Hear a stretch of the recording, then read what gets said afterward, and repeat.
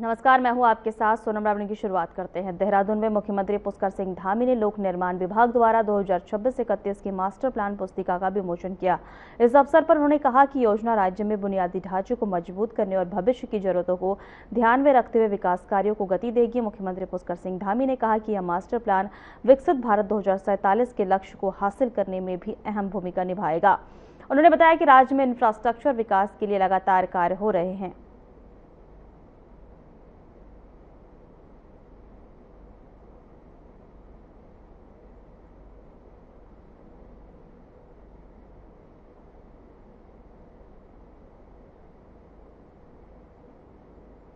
देहरादून में मुख्यमंत्री पुष्कर सिंह धामी ने सीएम हेल्पलाइन 1905 पर लंबित शिकायतों का त्वरित निस्तारण के लिए विशेष अभियान चलाने के निर्देश दिए हैं। सचिवालय में आयोजित समीक्षा बैठक में उन्होंने कहा कि 30 दिनों से अधिक समय से लंबित शिकायतों को प्राथमिकता के आधार पर हल किया जाए। बिना उचित कार्रवाई के किसी भी शिकायत को फोर्स क्लोज न करके निर्देश भी दिए गए हैं। वहीं मुख्यमंत्री ने कहा है कि हेल्पलाइन जनता के विश्वास का अहम माध्यम है, इसलिए हर शिकायत का समाधान संतुष्टि तक होना चाहिए।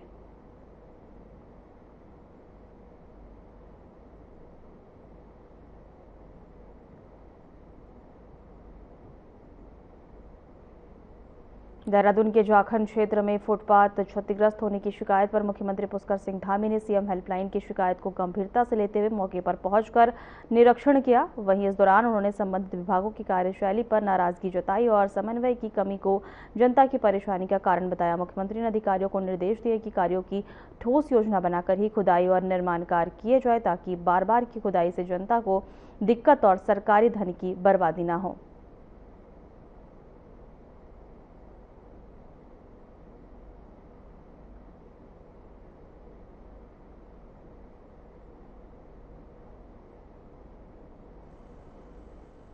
कोऑर्डिनेशन कमेटी जिलाधिकारी की अध्यक्षता में बना दी गई है। जिसमें कि यूपीसीएल, पीडब्ल्यूडी, एमडीडीए ये सारी एजेंसीज रहेंगी और अभी यहाँ एमडी यूपीसीएल भी है, बाकी एजेंसी जिन्होंने ये करा था उन्होंने बोला कि जो है पीडब्ल्यूडी को हमने ये कर दिया है, फॉरवर्ड कर दिया है। वो पीडब्ल्यूडी देखेगी, हमारा काम पूरा हो चुका है। कौन सी यूपीसीएल वाले कह रहे थे? यूपीसीएल वाले। अच्छा, 6 साल से लगे हुए हैं सर, काम पूरा नहीं हुआ। उन्होंने कहा जो आगे फॉरवर्ड कर दिया तो पीडब्ल्यूडी देखेगी, अब हमारा काम खत्म हो गया, तो वो भी आगे देख के गए। ये किसमें आरडीएसएस योजना में हुआ था क्या? ये अनिल यादव जी, वो कौन, क्या ना? एडीबी का है सर। अच्छा, एडीबी का होगा। अच्छा, एक मैडम भी आई थी पीछे, तो उन्होंने कहा कि बजट नहीं है अभी।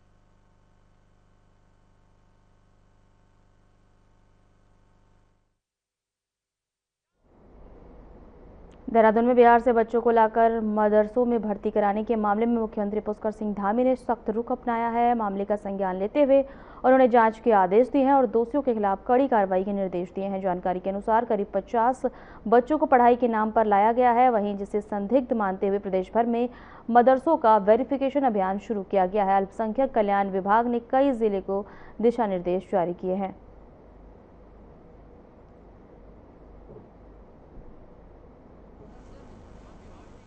उत्तराखंड राज्य के अंदर अन्य राज्य यानी बिहार से लाए गए मुस्लिम छात्रों को जो मदरसों में पढ़ने के लिए लाए गए, उनके सघन चेक इन अभियान के लिए हमारे माननीय मुख्यमंत्री श्री पुष्कर सिंह धामी जी के दिशा निर्देश में विशेष सचिव डॉक्टर पराग ढकाते जी ने तमाम जिलाधिकारियों को सघन चेक इन का, उनके वेरिफिकेशन का निर्देश दिया है।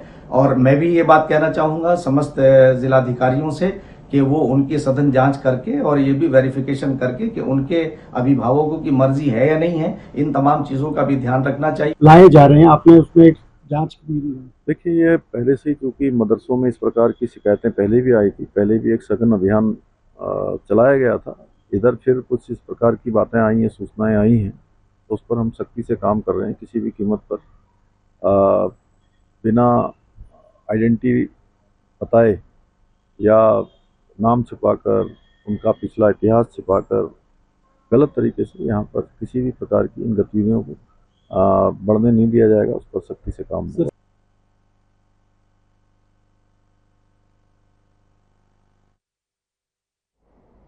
देहरादून में नारी शक्ति वंदन अधिनियम को लेकर विधानसभा अध्यक्ष ऋतु खंडूरी भूषण का बयान सामने आया है। उन्होंने इसे महिलाओं के सशक्तिकरण की दिशा में ऐतिहासिक कदम बताया है। उन्होंने कहा है कि इस कानून से महिलाओं को 33% आरक्षण देने का रास्ता साफ हुआ है, जिससे उनकी भागीदारी नीति निर्माण में बढ़ेगी। उन्होंने जोर देकर कहा है कि अधिनियम के प्रभावों की ढंग से लागू करना जरूरी है ताकि महिलाओं को वास्तविक लाभ मिल सके। वहीं यह पहल महिलाओं को निर्णय प्रक्रिया में शामिल कर उन्हें सशक्त बनाने की दिशा में महत्वपूर्ण कदम साबित होगी।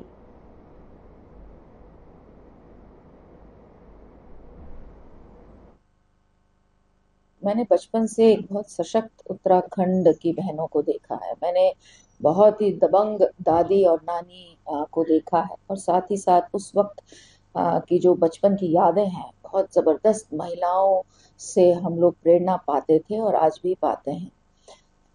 लेकिन उसके बावजूद मैं कहना चाहूँगी, मुझे बहुत खुशी है कि उत्तराखंड में जहां जिला पंचायत में हमने पंचायत चुनाव में हमने अपनी बहनों को 50% दिया है, और उसका प्रभाव, उसका असर आज पूरे उत्तराखंड में दिखता है, जहां मेयर, प्रमुख, जिला पंचायत अध्यक्ष, वार्ड मेंबर्स, जिला पंचायत सदस्य, बीडीसी मेंबर्स को बहुत बड़ी तादाद में बहनें आगे आ रही हैं।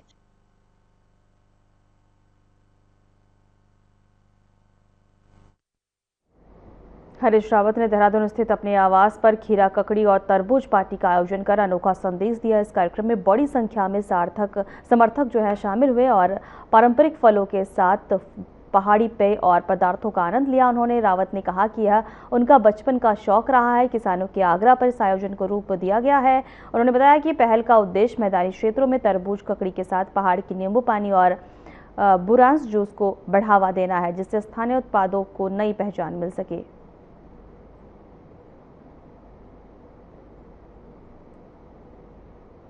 ये बचपन से मेरा शौक है। बचपन में मैं गांव घर के अड़ोस पड़ोस की ककड़ियां चूर चूर करके अपने, या फल इत्यादि चूर करके अपने साथियों को खिलाता था। अब जो है ये सौगातें मांग करके खिलाता हूँ, जो है मौसमी सौगातें हैं।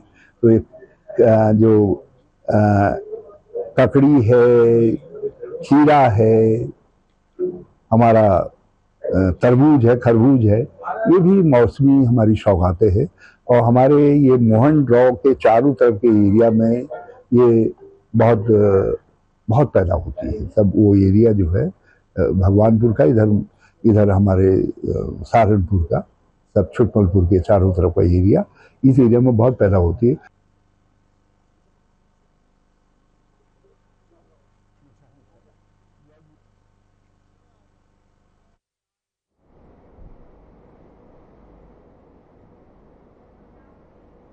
किच्चा के निर्माणाधीन सैटेलाइट एम्स का उत्तराखंड के मुख्य सचिव आनंद वर्धन ने निरीक्षण किया है।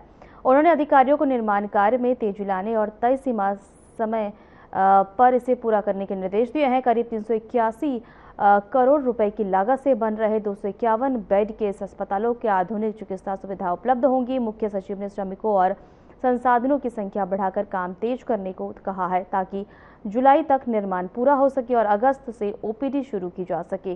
निरीक्षण के बाद उन्होंने पर्यावरण संरक्षण का संदेश देते हुए पौधारोपण भी किया।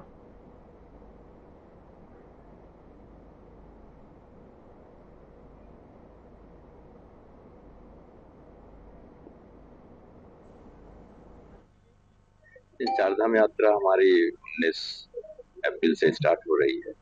उसमें हमारी सभी तैयारियां हो गई हैं, और विशेषकर जो भी सुरक्षा की है, सड़कों का है, पेयजल की व्यवस्था है, स्वास्थ्य संबंधी इश्यूज हैं, सब पे सभी विभागों ने, सभी एजेंसीज ने अपनी पूरी तैयारी कर ली है, और रजिस्ट्रेशन वगैरह भी प्रारंभ हो चुका है, और उसके साथ साथ हेलीकॉप्टर सर्विसेज भी टाइम से स्टार्ट हो जाएंगे। तो हमारी पूरी तैयारी।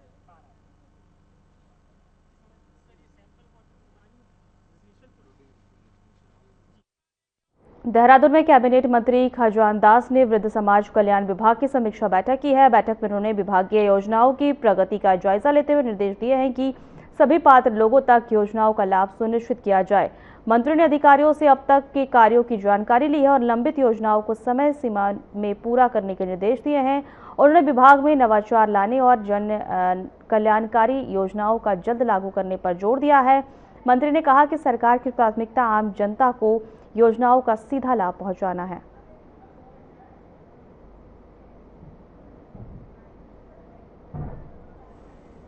एक वृद्ध समाज कल्याण की बैठक आज सभी अधिकारियों को, जहां जिला समाज अधिकारी से लेकर के तमाम अधिकारी इस बैठक में रहे और पूरी जानकारी के तहत आज सभी अधिकारियों से जानकारी प्राप्त हुई और कितनी हमारी योजनाएं संचालित हो रही है और कितनी योजनाओं को हम मूर्त रूप दे चुके हैं, धरातल में कितनी बन के तैयार हो गई है। जैसा एक हमारा ढांचा है उसी के तहत आज ये बैठक ली गई है।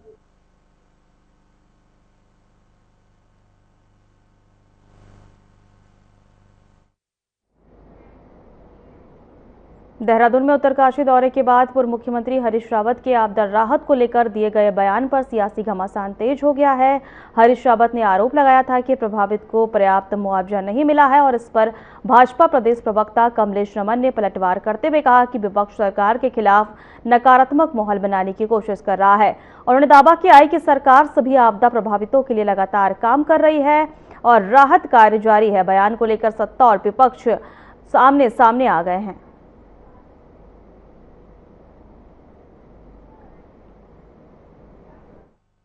देखिए, माननीय हरीश रावत जी उन क्षेत्रों में गए हैं जहां पर आपदा आई थी। बहुत अच्छी बात है क्योंकि विपक्ष का कर्तव्य भी बनता है, लेकिन ज्यादातर वो अपने उन लोगों से मिले हैं जो उनकी पार्टी से रिलेटेड लोग थे, वो जनमानस से नहीं मिले हैं। और सभी को सरकार ने ये कोशिश करी है कि जो आपदा ग्रस्त क्षेत्र है या जो हमारे वहां लोग हैं जिनको नुकसान हुआ है उनकी भरपाई कर सके, उनको मुआवजा दे सके, आर्थिक मदद उनको कर सके।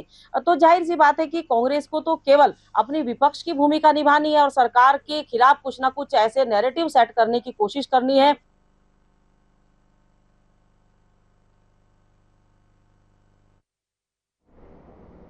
देहरादून में चारधाम यात्रा को लेकर तैयारियां तेज हो गई है। सरकार और प्रशासन श्रद्धालुओं की सुविधा के लिए लगातार समीक्षा कर रही है। इस बीच होटल और ढाबा संचालकों ने रसोई गैस आपूर्ति को लेकर चिंता जताई है, जिससे व्यवस्थाओं पर असर पड़ सकता है।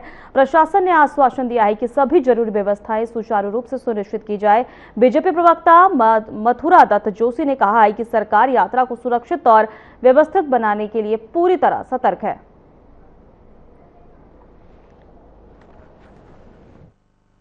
देखिए, चारधाम यात्रा के प्रति माननीय मुख्यमंत्री जी स्वयं गंभीर हैं और सरकार पूरी प्रतिबद्धता के साथ, पूरी निष्ठा के साथ चारधाम यात्रा को संपन्न कराएगी। किसी के लिए कोई भी अव्यवस्था नहीं होगी, किसी मामले में भी कोई अव्यवस्था नहीं होगी और सरकार हर चीज़ की व्यवस्था कराएगी, चाहे गैस सिलेंडर की बात हो, चाहे केरोसिन ऑयल की बात हो, चाहे खाने के सामान की बात हो, चाहे ठहरने की बात हो, पेयजल, शौचालय, हर बिजली, विद्युत आपूर्ति निर्बाध रूप से चलेगी। कहीं पर भी कोई कमी नहीं होगी। माननीय मुख्यमंत्री जी ने कल इस संबंध में बैठक भी की है और विशेषकर जिलाधिकारियों को इसके लिए निर्देशित भी किए हैं और फ्री नाश्ता, चाय, पानी यात्रियों को कराने की व्यवस्था भी सरकार की तरफ से हो रही है।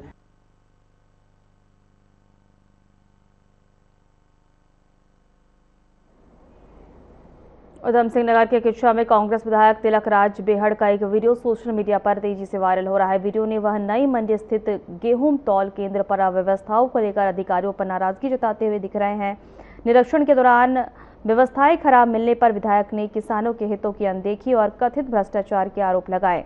उन्होंने सख्त चेतावनी देते हुए जूतों की माला पहनाने की बात भी कही। घटना के बाद मौके पर हंगामा बढ़ गया है और कांग्रेस कार्यकर्ता व किसान धरने पर बैठ गए हैं, जिससे माहौल गर्म गया है।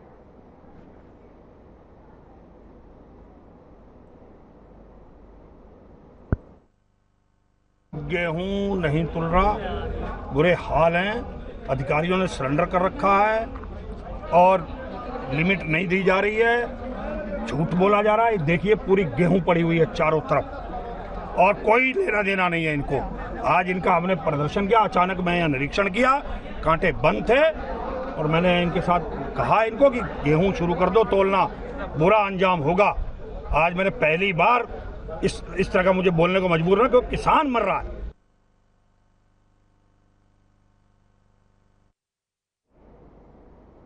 देहरादून में मच्छर जनित बीमारियों की रोकथाम के लिए नगर निगम ने व्यापक फॉगिंग अभियान शुरू किया है। महापौर सौरभ थपलियाल ने अभियान को हरी झंडी दिखाकर इसकी शुरुआत की है। नगर निगम के अनुसार शहर के सभी वार्डों में चरणबद्ध तरीके से फॉगिंग की जाएगी ताकि डेंगू, मलेरिया और चिकनगुनिया जैसी बीमारियों पर नियंत्रण पाया जा सके।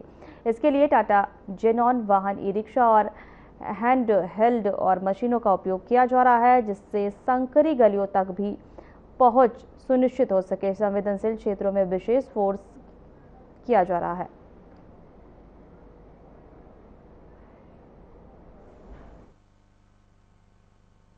देखिए, 6 बड़ी मशीनों के द्वारा और 100 छोटी मशीनों के द्वारा सारे वार्डों में जो है वो फॉगिंग स्टार्ट की गई है आज से, और निश्चित तौर पे लार्विसाइड वगैरह का भी छिड़काव किया जाएगा।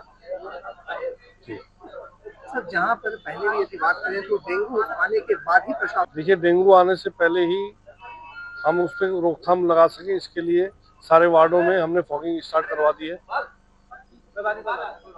लार्वा जो है उनको मारने के लिए भी जो वो लार्विसाइड इनका इस्तेमाल शुरू करवा दिया है।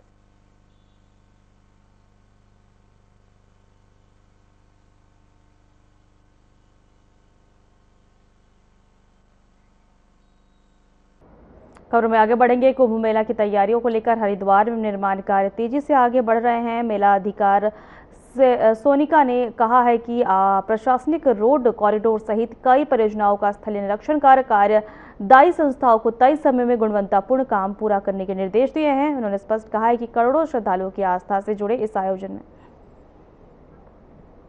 का काम शुरू है उसका निरीक्षण किया गया। साथ ही साथ जो हमारे शंकराचार्य रोड के आगे जो हमारे काम चल रहे हैं उसके बाद उसको देखा गया। इसमें पीडब्ल्यूडी की टीम हमारी साथ थी, एचआरडीए की टीम साथ थी, और जो हमारे स्टेक होल्डर्स हैं साथ साथ नगर निगम हो गए, बाकी विभाग हो गए, वो सब साथ में थे, जिससे कि देहरादून में नए शिक्षा सत्र की शुरुआत के साथ शिक्षा विभाग के कई अहम कदम बदलाव और लागू हुए हैं। वहीं माध्यमिक शिक्षा निदेशक मुकुल सती ने बताया कि इस बार छात्रों के समय पर किताब उपलब्ध कराई गई है। देखिए, नई शिक्षा सत्र हमारा 1 तारीख से स्टार्ट होगा।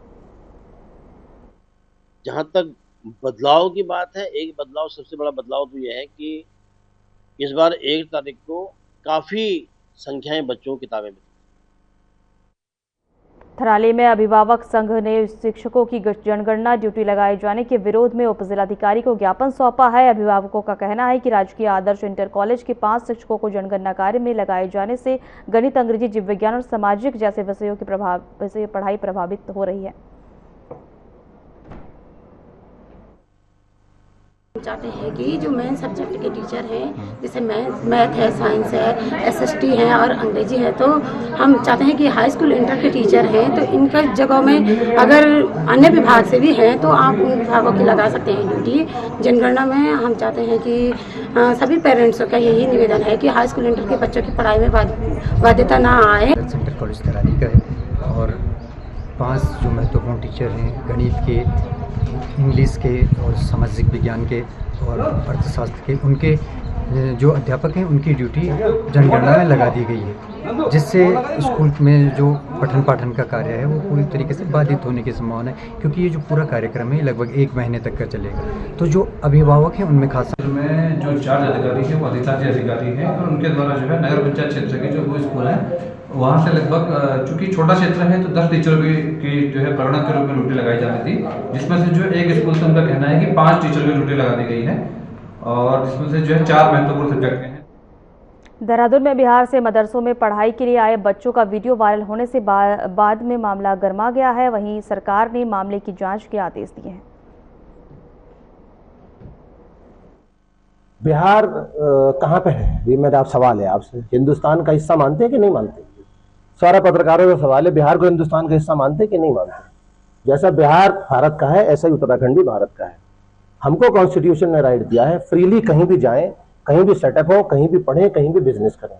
इस कॉन्स्टिट्यूशनल और फंडामेंटल राइट।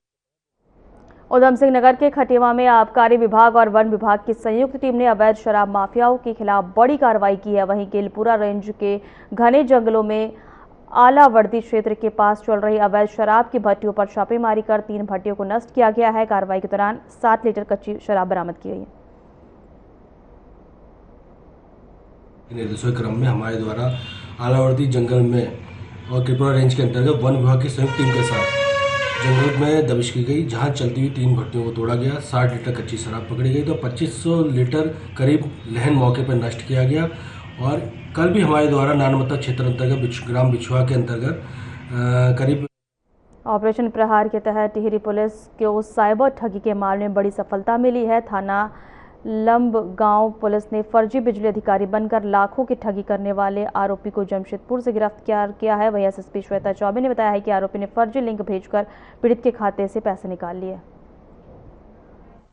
बिजली का अधिकारी बनकर इसने वादी को जो है कॉल किया था और उसके बाद एक लिंक भेजा था, जिसमें वादी ने जब उस लिंक को ओपन किया उसके बाद उसके खाते से लगभग 2,60,000 रुपए जो है वो विभिन्न खातों में ट्रांसफर हो गए। जब वादी को इसका पता चला तो उसने तत्काल जो है मुकदमा पंजीकृत करवाया। हमारी थाने की टीम और साइबर टीम को इसमें हमने एक्टिवेट कराया और लगातार जो कार्य हुआ उसमें आज अभियुक्त को जो है झारखंड से गिरफ्तार। मंगलौर के रोडवेज बस स्टैंड पर चारधाम यात्रा से पहले अव्यवस्थाएं सामने आई। बस अड्डे पर सार्वजनिक शौचालय बंद पड़े हैं और पेयजल की भी समुचित व्यवस्था नहीं है।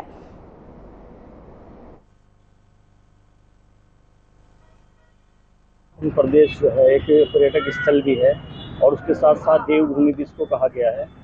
तो गर्मियों का सीजन आ गया है। उत्तराखंड का मंगलौर कस्बा जो है प्रवेश द्वार है और ऐसे में जो रोडवेज की हालत है वो बद से बदतर है। हम अभी देख सकते हैं कि पीछे हमारे शौचालय बना हुआ है लेकिन उस पर ताले जड़े हुए हैं, पानी की टोंटियाँ टूटी हुई हैं, पानी की व्यवस्था नहीं है। ऐसे में जो रोडवेज अड्डे पर शौचालय था इसके अंडर कंस्ट्रक्शन चल रहा है, इसका मरम्मत वगैरह का कार्य लगभग अंतिम चरणों पे और जल्दी ही और फाइनल टच इसको दिया रहा है, जल्दी इसको जनता के लिए खोल दिया जाएगा।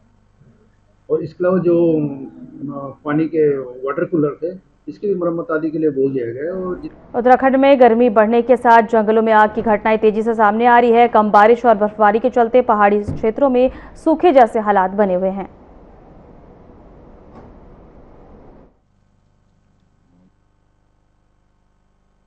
देखिए, अभी तक हमारे जो 15 फरवरी से 12 अप्रैल तक जो आंकड़े डेटा हमारे पास है उसके हिसाब से कुल 103 घटनाएं घटित हुई है। उसमें सबसे ज्यादा घटनाएं गढ़वाल में घटित हुई है और उसमें 56.95 हेक्टेयर वन क्षेत्र प्रभावित हुआ है। ज्यादातर घटनाएं चमोली जिले में बद्रीनाथ वन प्रभाग, अलकनंदा भूमि संरक्षण वन प्रभाग, नंदा देवी राष्ट्रीय उद्यान और केदारनाथ वाइल्ड लाइफ सेंचुरी क्षेत्र में घटित हुई है। फिलहाल हमारे खास बुलेटिन में इतना ही। नमस्कार।